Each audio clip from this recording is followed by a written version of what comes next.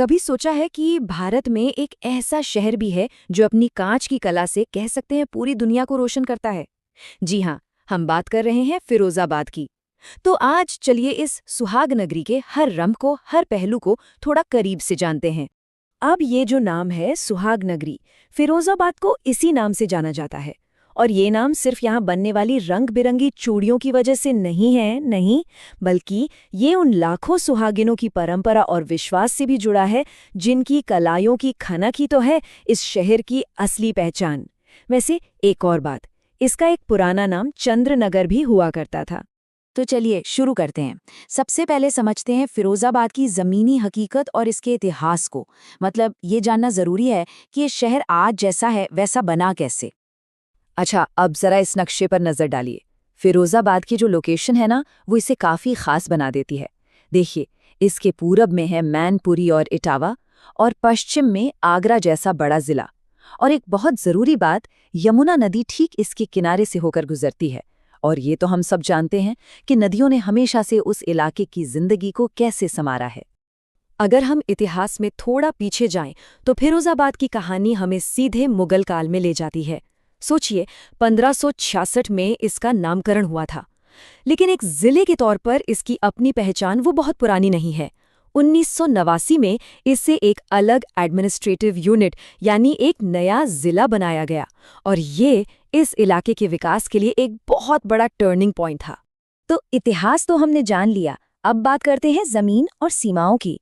मतलब ये इलाका कितना बड़ा है और यहाँ का एडमिनिस्ट्रेशन कैसे काम करता है, ये समझना भी तो जरूरी है। तो ये जिला फैला हुआ है 2362 वर्ग किलोमीटर के एरिया में। ये इसे उत्तर प्रदेश के एक मीडियम साइज के जिलों में से एक बनाता है। और जाहिर है इसका सीधा असर यहाँ के रिसोर्सेज और इतनी बड़ी आबादी के मैनेजमेंट पर पड़ता है। तो अब सवाल उठता है कि इतने बड़े एरिया को मैनेज कैसे किया जाता है। देखिए, ये आगरा डिवीजन का एक बहुत ज़रूरी हिस्सा है। यहाँ 5 तहसीलें हैं, 9 ब्लॉक्स हैं और 800 से ज़्यादा गांव हैं। ये पूरा एक कॉम्प्लेक्स स्ट्रक्चर है जो ये पक्का करता है कि गवर्नेंस ज़मीनी स्तर तक, हर गांव तक पहुँचे। ठीक है, तो हमने ज़मीन और एडमिनिस्ट्रेशन की बात कर ली, पर किसी भी जगह की असली जान तो वहाँ के लोग होते हैं, है ना? तो चलिए अब आंकड़ों के ज़रिए फिरोज़ाबाद के लोगों से मिलते हैं। तो यहाँ की कुल आबादी है करीब करीब 25 लाख। 25 लाख लोग! ये बहुत बड़ी संख्या है। और यही आबादी इस इलाके को इतना जिंदा दिल और हलचल भरा बनाती है, जहाँ हर रोज न जाने कितनी नई कहानियां जन्म लेती हैं। यहाँ का पॉपुलेशन डिस्ट्रीब्यूशन, मतलब आबादी का बंटवारा, काफी दिलचस्प है। आप देखिए, लगभग 2/3 लोग, मतलब 66% से ज्यादा, गांवों में रहते हैं। इससे साफ पता चलता है कि एग्रीकल्चर और ग्रामीण जिंदगी आज भी यहाँ की इकोनॉमी की रीढ़ है। और वहीं जो 1/3 शहरी आबादी है, वो इसके इंडस्ट्रियल कैरेक्टर को दिखाती है। अब बात करते हैं सेक्स रेशियो की।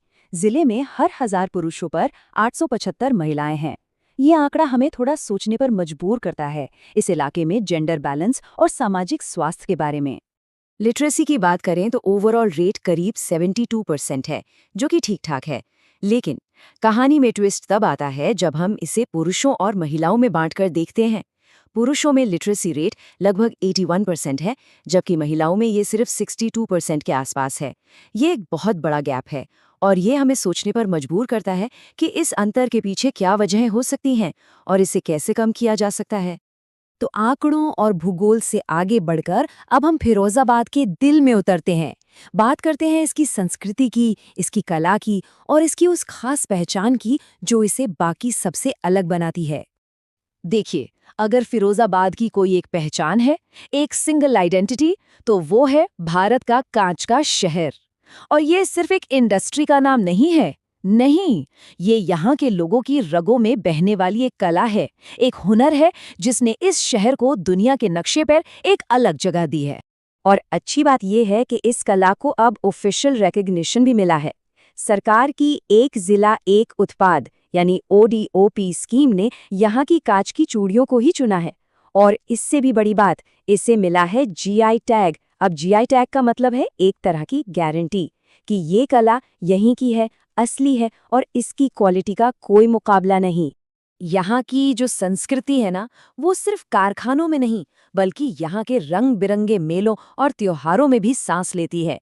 सूफी शाह के मेले की रूहानियत हो या फिर महावीर जयंती का जश्न, ये सारे आयोजन यहाँ के सामाजिक ताने बाने को और भी मजबूत करते हैं।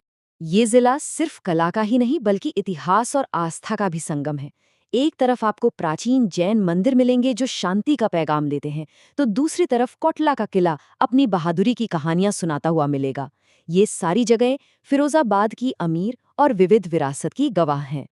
अच्छा, इस इलाके की हवा में एक खास मिठास है और वो आती है यहाँ की बोली से, ब्रज भाषा से। यही भाषा फिरोजाबाद को सीधे सीधे कृष्ण की भूमि यानी ब्रज के उस बड़े कल्चरल एरिया से जोड़ती है।